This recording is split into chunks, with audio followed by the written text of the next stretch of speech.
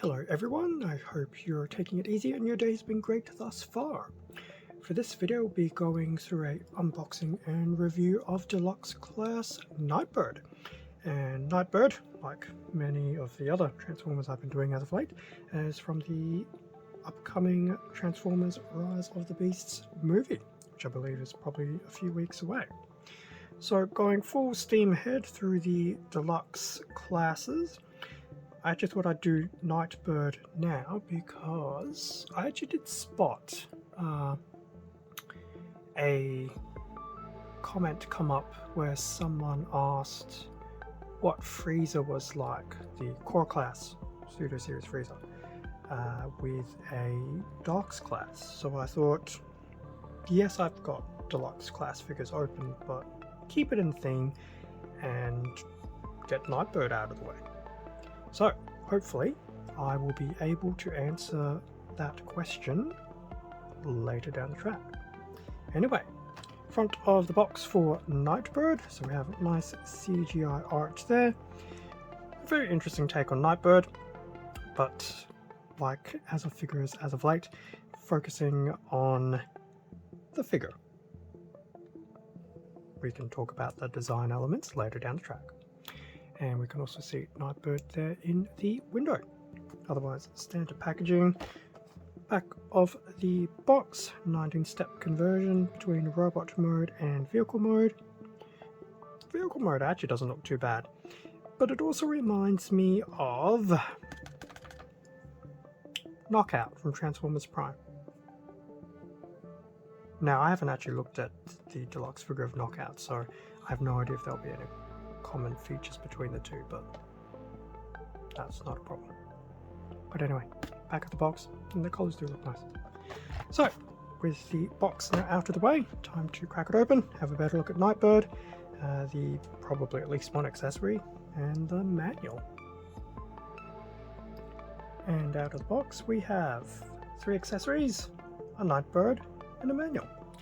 Now, for those who like to be a bit cavalier when it comes to ripping up that little accessory packet, remember there are 3 accessories. I kid you not that if I actually wasn't that borderline curious, I would have thrown an accessory out.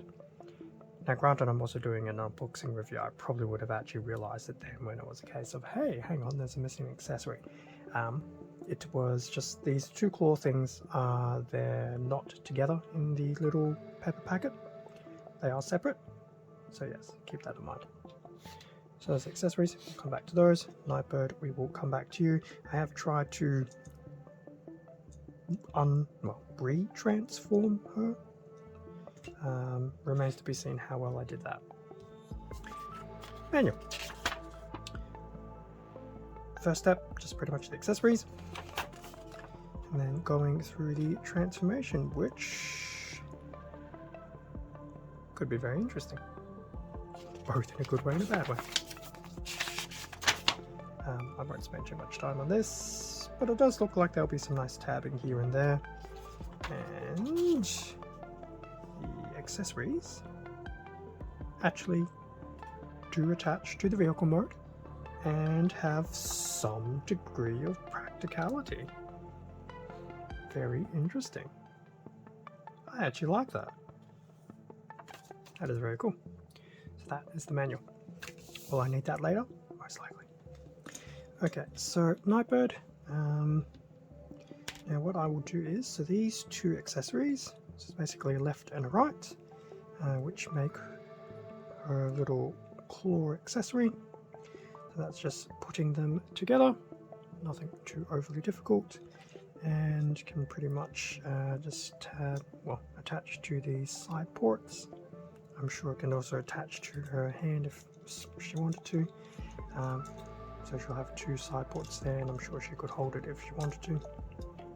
That is also quite secure. And then we also have this small katana, which actually has some nice metallic purple inlaid into it. Very nice. And you can just attach that there into the hand. So, a very interesting array of weapons. Now, I've done 3 of these Deluxes now. Bumblebee had a decent number. Wheeljack only had the one, and Nightbird seems to have two, so I don't know. Wheeljack seems to have gotten the short end of the stick for accessories, but there you go.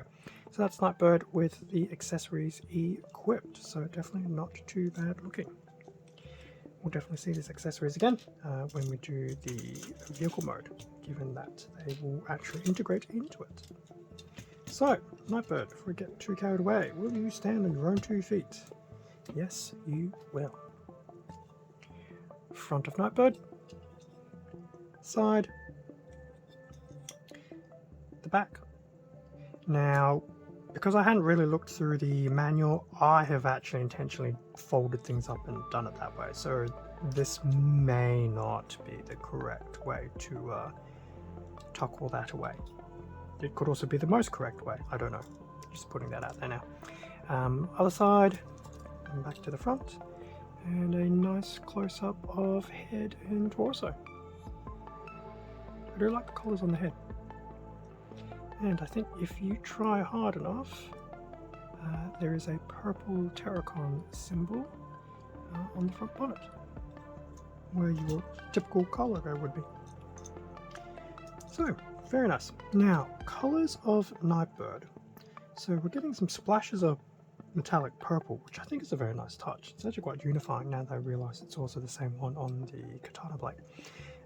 She is also sporting probably maybe a bronze / copper, a dark grey bordering on black. Nope, let's keep it to dark grey because those windows are black. A little bit of yellow for some colour, but it's definitely not too bad on the colours. It's a very different colour scheme, but seems to work pretty okay. Also have a little bit of silver here and there as well, just to add in a bit more colour. It's mainly on the head.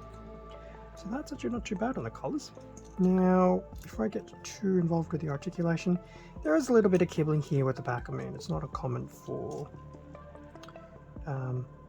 car Transformers to have a bit of back kibble, but while yes, it does jut out because some of these bits do fold into each other. They feel relatively secure, if not actually secure, so you can actually press down on them. It's not going to trigger things to start detaching and things like that, so that's always a good thing. So there is that. There's a little bit of skirting kibble as well, but it's not too bad. I've seen worse. I've also built worse because of Gunpla kits. Some of them have had some very interesting side skirting, but it's actually not too bad. It'd be interesting to see if it acts as a hindrance to some of the articulation. But with that being said, articulation. So, Nightbird, your head, if you pull it out enough, can definitely go to the side. It is a bit tight doing that. And to the other side. So you can't do a full 360, but you do have head tilt, and you can go side to side. So that is always a good thing, to have a bit of an expressive head. In terms of the arms, yeah, you can pretty much do a 360 here at the shoulder. It is a ball socket, so it's not unsurprising. The top of the shoulder will allow a 360 spin, and as for the elbow, your standard 90-degree elbow bend. The rest of the lower arm does not move, so from an arm perspective, you're pretty much run-of-the-mill articulation with the shoulder, the spin, and the elbow. Do we have anything at the waist? Yes, we have a bit of a rotation at the waist. It does become encumbered between the back kibble and the side skirting, so it's unfortunate. If I do this with the legs, it's pretty much the same, so yeah, it's just unfortunate. So it's nice that the swivel is there. It is not going to be a 360 just because of elements of the vehicle mode. Now it does look like this can move around, but still probably not enough to save it from the kibbling getting in the way of each other. But that's okay. It's nice that you have it. Splits, wow, 45-degree splits. As I mentioned in the Wheeljack video, at this time I've still yet to do an actual video short where I've needed the figures to do splits. In saying that, once I've done all these unboxing interviews, who knows, maybe I'll do a random short of like every single Rise of the Beasts figure I own doing splits. It can literally be a split short. Anyway, as for the rest of the legs, I'll just move the arms out of the way. So the leg can go all the way, you can pretty much do a very nice high kick. The leg cannot go all the way to the back, unfortunately, because of side skirting that we're becoming quite accustomed to seeing. And we already know about the side to side, so it's not going to be the most dynamic leg movement, but still has some, which is okay. Once again, it depends what you're trying to do with the posing. Now, I'm really hoping it's not becoming a weird trend where these figures just have terrible magnet torso connections. I won't go about Bumblebee. It's 4 minutes in the Bumblebee unboxing video that highlights the situation very well. Wheeljack, I didn't have it during the video, I noticed it after the video. I'm hoping it's not going to be the same thing with Nightbird. Like, I get this is probably where in here it's actually supposed to do the connection, but yeah, it's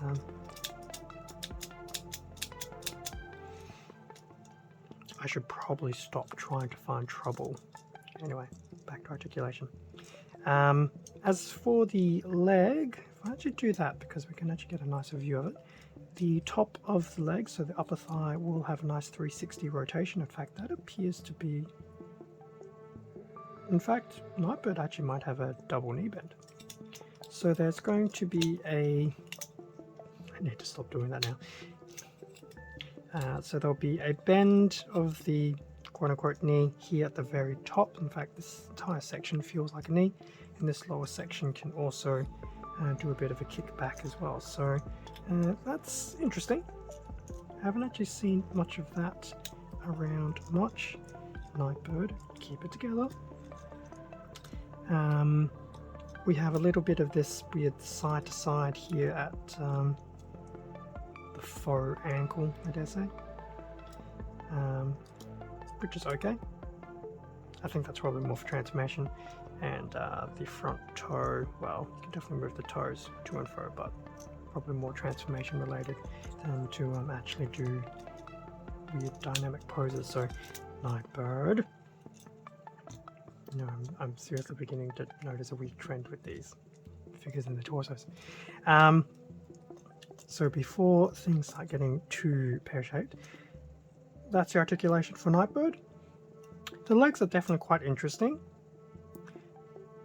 Because of the side skirting, some of that back kibbling, I wonder if some of that extra points of articulation has been somewhat diminished just because the figure has some extra components to worry about, which is unfortunate because you don't often see some of these, especially these double bend points that isn't directly at the knee. It's very cool. It'll be very interesting to see what it can do. Possibly, I mean, Nightbird being Nightbird, depending how much of the original Nightbird type of character still exists, might be able to perform some very interesting acrobatic slash ninja-like poses. Maybe. Time will tell. Anyway, I've looked at the robot mode for long enough. Time to transform it, have a look at the vehicle mode, and then I will pose some final thoughts. Well, at least thoughts related to me. And with Nightbird finally in her vehicle mode, this was definitely a perfect example of why I'm glad I do not try to record transformations, especially the first one.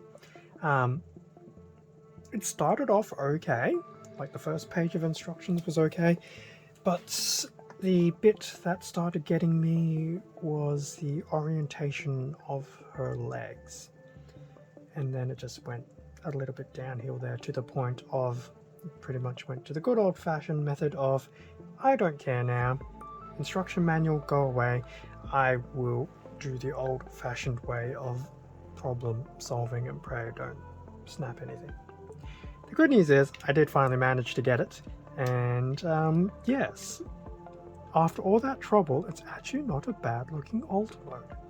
So, that being said, front of the Ultimate, side,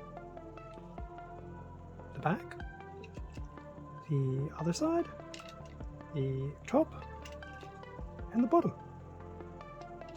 You wouldn't have thought I spent longer than I wanted to trying to do this. So very, very nice.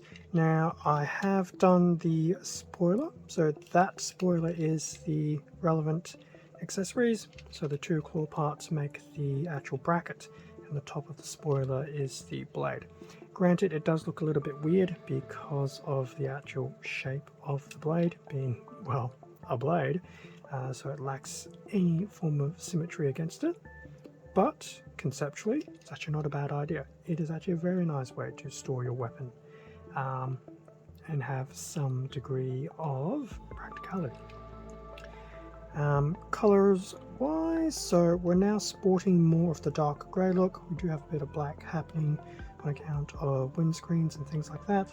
Some of that bronzy copper is still coming through in the main bonnet, as well as some of the underside trim.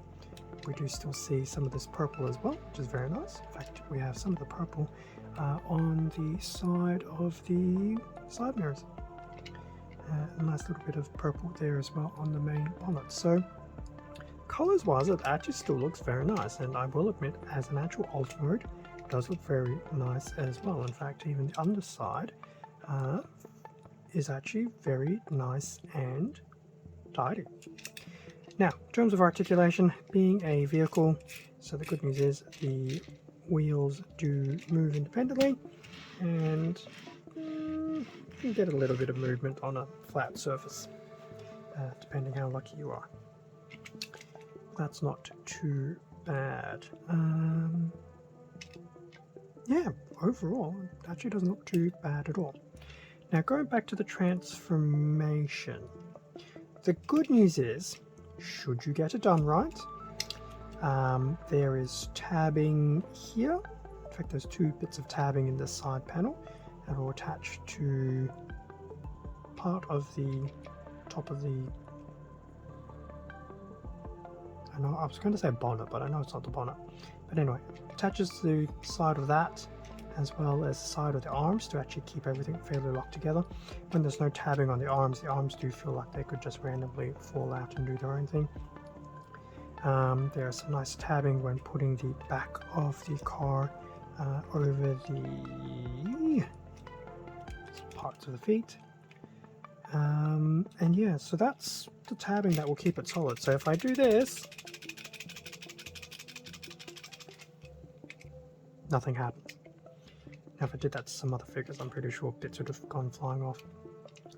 Now you can't really see it, but it is part of this just getting the right orientation of the legs right. When I first tried it, the legs were actually too long. So all of this overshot, and some of this was still hanging out the back. So that'll get a bit of getting used to. It's not the first time that's a figure has displayed some very interesting leg transformation mechanics. Definitely can be done. Proof that I've done it. So yes, a little bit of patience until you really understand some of that mechanism better. So your first transformation could take a bit longer than expected. Also suffice to say, I'm not transforming her back in any major rush. So that's a few thoughts on the transformation. The vehicle mode, I really actually do quite like the vehicle mode. I do hope they do a studio series of Nightbird, and I would seriously be pondering just to leave her in the alt mode. It does look really nice. Quite like it. So that is that. Transformation we've talked about, Ultimate we've talked about, the limited articulation we've talked about, so that's not too bad. Bringing back the front of the manual. Final thoughts. So, robot mode. Visually, it's actually not too bad. The colors are very nice. The accessories are very nice, and we look to have your stock standard array of articulation for a Deluxe. The back kibble and the skirt kibble, it's not terrible. and I've definitely seen more oversized of both. So just keep that in mind. If you want something really nice and flush, you won't have, well, you have it to a degree, but thankfully it doesn't do too much in the way of ruining things. The leg articulation, the double quote-unquote knee is a nice touch, but it's that skirt mountings on the side of the thighs that I think also inhibit the real maximum potential of that. Now I don't know if it's just me, maybe. The torso locking down, it's not terrible. Terrible is Bumblebee terrible. But if you put enough pressure, you will start decoupling that torso bit, so you may inadvertently flip up the torso. So be mindful of that. So it's not a huge issue, but it's for some weird reason I'm just noticing it with the torso connections on 3 of the figures so far. I don't know, maybe torsos have a thing against me. But overall, the robot mode actually wasn't too bad. Definitely very nice. And yeah, I do hope there will be a Studio Series option. Transformation, the first part is okay. It's the legs that you need to be very mindful of. They do need to go in a very precise way, otherwise you will pretty much not be able to tab up the rest of the vehicle mode. So that was probably my only grievance. Otherwise everything else actually did feel quite intuitive, and I thought to myself in the first few steps, thinking, hey, this is really easy, this should be a breeze. And yes, don't put that to the universe. Universe has a weird way of listening. As for the alt mode, visually very, very nice. The underneath, when you do look at it, is actually quite pleasant and neat. Wheeljack was actually another one as well, where it was actually quite pleasant and neat. The integration of the weapons into the spoiler conceptually is a very great idea. It's unfortunate that the blade weapon is not symmetrical, so it does look a little bit weird visually, but it is actually a very nice idea. It does actually integrate more into the vehicle mode much more seamlessly, as opposed to having this giant weapon sticking on the top of your roof. Other than that, I really do dig the look. It gives me some weird Subaru vibes. And saying that, I do not also remember what type of vehicle chassis that Nightbird has. One day I'll recheck. So overall, Nightbird is not a perfect deluxe, but does have a few things going for her. So I would actually say, if you're curious for this iteration of Nightbird, feel free to actually pick one up. It's actually not that bad. Once you get past the legs, I think it'll be a lot more comfortable to use. So of the 3 deluxes I've looked at so far, so at the point of this recording, Nightbird, Wheeljack, and Bumblebee. Bumblebee is well and truly taking the last position. Yeah, I had just no luck with him. I feel Nightbird would be around the 2nd position. Definitely a few good things. The legs, I think, is probably what let it down, for me anyway. And surprisingly, the best deluxe, in my opinion, so far has been the very contentious Wheeljack. But that's okay. It's nice that the figure has been a lot more solid. So I quite appreciate that. But yes, going back to Nightbird, if you actually want one to fill out the Terrorcon team potentially, I'd say it's actually it wouldn't be a bad pickup at all. I do have Cheetor and Air Razor left to go through, so they'll definitely start coming up in the upcoming days as well. For those who do actually watch all the videos religiously, and I do thank you very much if you do actually fall in that category. I am trying to flip-flop between the Transformers content and non-Transformers content. 1, so it actually breaks it up, and 2, gives me an opportunity to do some shorts on the non-Transformer days. Just makes it easier to do. Anyway, with that all being said, that pretty much brings us to the end of the unboxing and review of Deluxe class Nightbird. I'm actually impressed. So 2 out of 3 Deluxes have tickled my fancy, 1 has not. Thank you very much for watching this unboxing and review video. Feel free to leave a like, comment, subscribe if you enjoyed the content. All of this does help support the channel, and I do greatly appreciate it. Extra content can also be found on my Instagram account, link to that in the description below. And if you're still listening at this point in time, you probably already know about the parallel short that accompanied this unboxing and review as well. With that being said, stay safe and take care, and I will catch you all either in the next Rise of the Beast Deluxe class unboxing and review video, or something else on the channel. See ya.